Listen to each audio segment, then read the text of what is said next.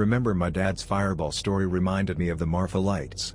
I used to see them nearly every night during a 2-week period while I was working out there. Work involved clearing out this huge stretch of open ranch land and building things for an upcoming wedding. Job was from 6 a.m. to whenever the fuck our boss told us to stop, usually about a 14-hour shift. This was every day, so we'd usually be worn out by the end of the day. Would end up just sitting out there staring off into the mountains at the end of the day. I had a best friend that I worked with and we'd usually crack open a beer and watch the lights. This guy was originally from Mexico. He told me Mexicans believe the lights are witches that fly around in the form of a fireball. But some people say the lights are a sign pointing to buried treasure. Very common belief down in Mexico apparently. Find this very interesting because of an old story involving my grandpa.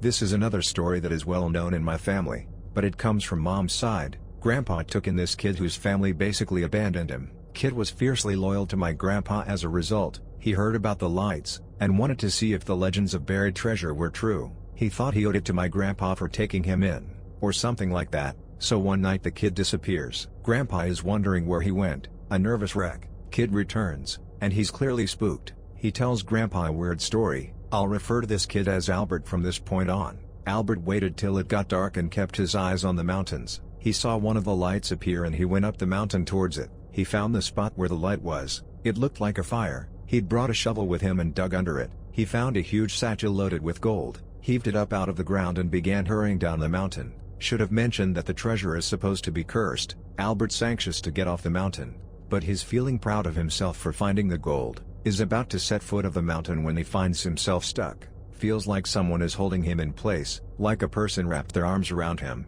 He hears a voice whispering to him and he's looking around but there's no one there. The voice keeps whispering and squeezing and Albert is trying to wriggle free from the invisible grip. As he does, he drops the satchel. Instantly, he's able to move freely again. He takes off running back towards my grandpa's ranch, comes in clearly spooked, and tells my grandpa this story. Grandpa is livid, but curious about what the voice was whispering to Albert. Albert is visibly shaking, and stutters, all or nothing. From that point on Albert had a stutter, and eventually he lost the ability to speak. I met him as a kid and he was a total mute. Grandpa said he thought the voice was saying that Albert had to take every piece of gold buried in the mountains, or none of it at all. Till the day he died he believed that there must be way more gold buried up in those mountains than anyone thinks, and often talked about going up there with a crew, but never did. Continuing with another story. But first, thank you to the Anon who shared the story from India. Fascinating read and a hard act to follow. I won't attempt to have anything as good as that. But I will reiterate that all the ones I'm sharing here are actual stories I've heard directly from people I trust. Some will probably sound made up, but they're not.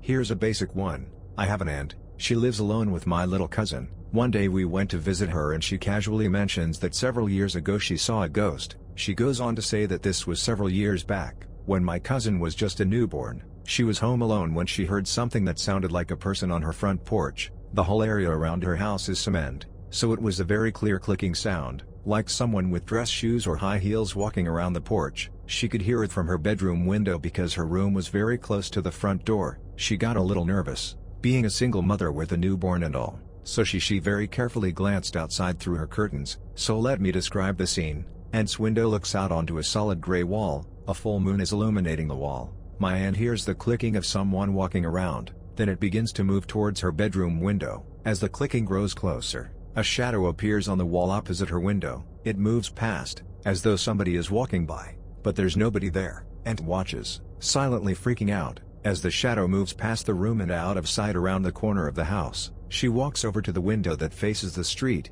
looks outside. The shadow is now clearly moving down the road, clicking of footsteps following it, but there's not a soul in sight.